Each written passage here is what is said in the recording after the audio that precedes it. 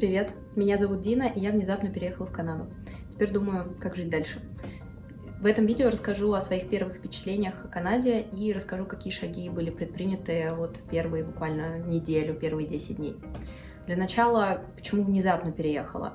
Если вам не интересна жизненная история, то немножко перемотайте вперед, я коротко расскажу. 4 марта я вдвоем с мужем, с 2 чемоданами уехала из России без какого-то определенного плана, что будет дальше. И когда прошел первый шок, мы как-то начали думать о том, что делать дальше, где жить не на птичьих правах, не кочевниками, а как-то всерьез устраиваться. Рассматривали Южную Америку, рассматривали Европу, рассматривали Ближний Восток, но предложение о работе пришло из Канады, мы подумали, отличный вариант, надо брать.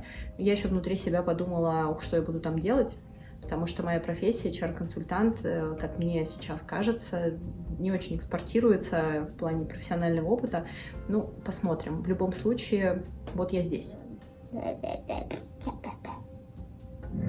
Наши стартовые условия, нас двое, у нас у обоих есть рабочие визы, у мужа есть предложение о работе, он 28 ноября выходит на работу, а я пока в свободном поиске, скажем так. И английский у нас на нормальном уровне, у меня B2, у мужа, мне кажется, уже native, возможно. И, конечно, большой, богатый жизненный опыт, это тоже очень помогает. В Канаду мы приехали 8 ноября, после 12-часового перелета из Стамбула мы приземлились в Ванкувере. На посадке я поймала себя на интересном ощущении, вроде как я домой приехала, но я никогда тут не была.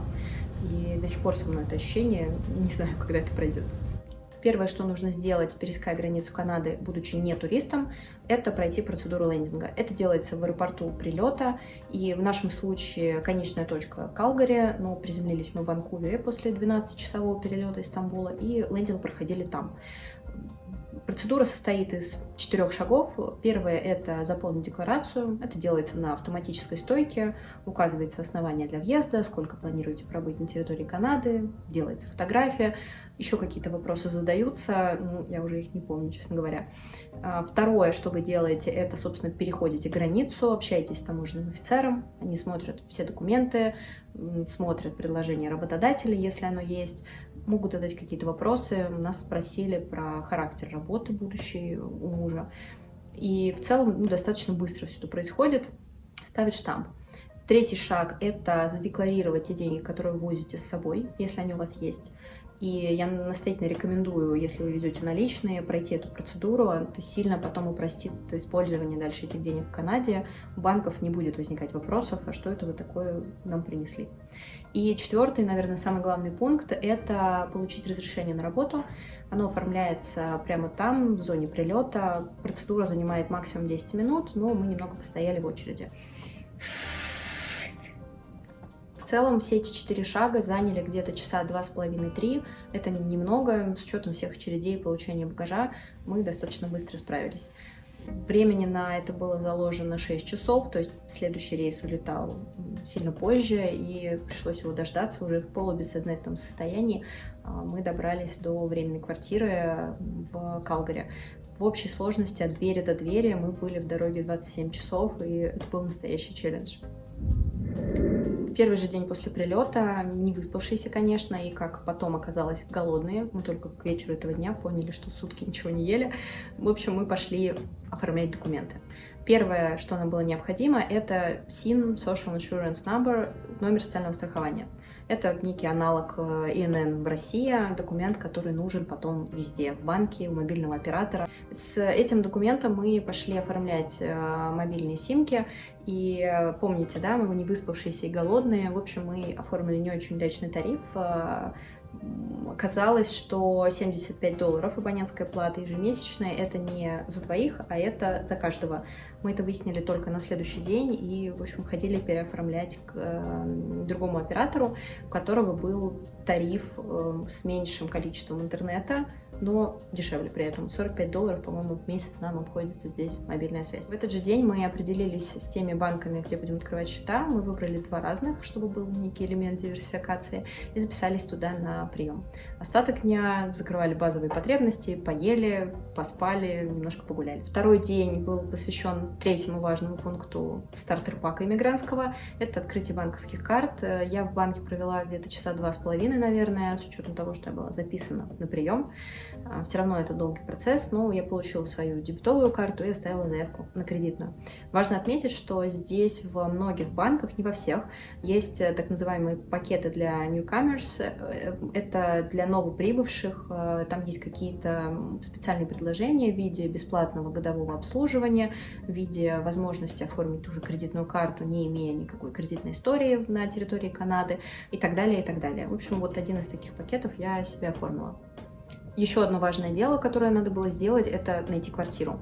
Я наслышана была о том, как долго здесь люди ищут жилье, как неделями не могут подобрать подходящее по соотношению цена-качество, еще так, чтобы арендодатель одобрил твою заявку, и была готова к долгим мучительным поискам. По факту мы посмотрели одну квартиру, ее же мы выбрали, нас одобрили, и через 2 дня мы подписали договор аренды. Я считаю, секрет успеха, почему мы так быстро справились с задачей по поиску жилья, это четкое понимание критериев выбора. Ездить, смотреть квартиры по принципу вот это нравится побольше, вот это нравится поменьше, это правда может занимать очень много времени и много сил. Мы заранее понимали, какие у нас критерии, что нам нужно, что нам не нужно, что для нас принципиально важно, чем можно пренебречь. По этому принципу мы отсмотрели все объявления в интересующих нас районах, отобрали топ-3, ну и первые же посмотрели, поняли, что нам все подходит, и арендовали ее. Мы заезжаем с 26 ноября туда, и договор у нас на 13 месяцев. Имея на руках договор аренды с постоянным адресом, мы уже смогли подать заявку на получение местного удостоверения личности и подключение к медицинской страховой программе. Очередность получения этих документов нигде не регламентирована, но мы выбрали именно такой порядок, потому что, например, для оформления сим-карты обязательно нужен СИН, но не обязательно иметь постоянный адрес.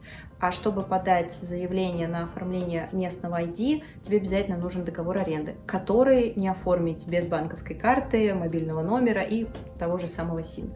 Поэтому именно такой порядок, и именно поэтому все прошло так гладко. 6 и 7 пункт списка дел в Канаде на первые 10 дней – это определиться с бюджетом на обстановку новой квартиры. Здесь 98, если не все 100% квартир сдаются полностью без мебели, есть только кухня с бытовой техникой. То есть покупать нужно абсолютно все. Кровать, матрас, полотенце, чашки, тарелки, ложки, если вы это все не привезли с собой при иммиграции. И чтобы понимать как-то свои возможности, нужно было все посчитать, прикинуть, что вообще нужно, ну и начать искать. Поиск и подбор вот этих всех предметов мебели, одежды. Ой, почему одежды? Почему одежды?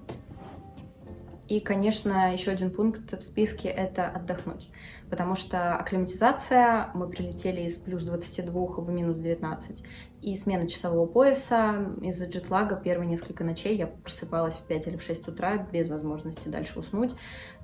Адаптация, длинный перелет – это все стресс, и точно надо давать себе время отдохнуть. Я очень хвалю себя за то, что у меня были дни, когда я вообще ничего не делала, просто лежала, просто гуляла и не делала ничего полезного. Это мне дало возможность потом быстро включаться в новые для меня процессы. Это была рациональная часть про первую неделю в Канаде, а теперь будет эмоциональная, мои впечатления от этой страны. Надо понимать, что Канада — это 35-я страна, в которую я приехала, не считая России, в которой я родилась. Да, 32 из них были посвящены в рамках отпуска, но пытливый ум и внимательный взгляд даже за отпуск многое могут извлечь. Поэтому на мои впечатления это повлияло, и помните про это, пожалуйста. Первое, что поразило меня в самое сердечко, еще даже до выхода из самолета, еще в Ванкувере, это двуязычие. В Канаде 2 официальных языка, английский и французский, и уже сам этот факт приводит меня в восхищение. Кроме того, в школе я учила французский как основной язык, и мелодия звучания этого языка меня очень радует, греет мне душу. Я даже думаю, что в какой-то момент я вспомню его, как-то подучу, чтобы использовать здесь в быту. В этом нет острой необходимости. Мы в Альберте, это англоязычная провинция, но я точно хочу съездить в Квебек, во франкофонную провинцию. Кроме того, знание второго французского языка дает дополнительные баллы при получении документа о постоянном резидентстве. Второе, первое впечатление – это доброжелательность. В Канаду ежегодно приезжают сотни тысяч иммигрантов и людей с рабочими визами, не считая туристов. И я руку готова дать на отсечение, что они все задают одни и те же вопросы, сталкиваются с очень похожими проблемами. Несмотря на это, любой сотрудник государственных органов, таможни, банка, они всегда максимально доброжелательно и развернуто отвечают на все вопросы, всегда подскажут, всегда дадут чуть-чуть больше информации, чем ты спрашивал. Очень открытая, очень такая доброжелательная атмосфера, которая создает впечатление, ощущение безопасности. Это потрясающе. Это не значит, что можно расслабиться и вообще ничего самостоятельно не изучать, не напрягаться, но это точно снижает уровень стресса. Третье, что лично мне очень бросается в глаза, это, назовем это, система адаптации.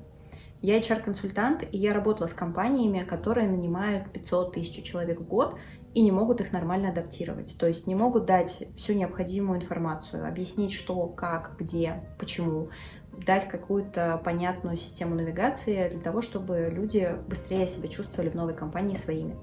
А здесь на уровне целой страны, на сотни тысяч приезжающих, все организовано просто и понятно. Мое личное открытие – это видеокурс о том, как открыть здесь бизнес. Причем он состоит из двух частей. Первая часть – это до того, как ты приехал в Канаду, подготовительная. И вторая часть – это что нужно сделать уже здесь на месте. Мне кажется, это гениально. Что еще бросилось в глаза? Здесь у людей другое финансовое мышление. Я ощутила это буквально за неделю. Здесь правит баллом ваш кредитный рейтинг. Это универсальная метрика того, насколько на вас можно рассчитывать, когда вы берете на себя какие-то обязательства. Вы сами заполняете налоговую декларацию и платите налоги. Вы обязаны оформить страховку на квартиру, которую арендуете, машину, которую покупаете. Обязаны иметь медицинское страхование. Кэшбэки, инвестиционные пенсионные программы, налоговые льготы. Здесь это все играет другими красками и реально имеет значение. И все построено для того, чтобы вы планировали свое будущее финансовое и управляли своими деньгами здесь сейчас. Еще один момент, который я заметила, это такой спокойный темп. Не знаю, как более точно это описать, но вот несколько деталей.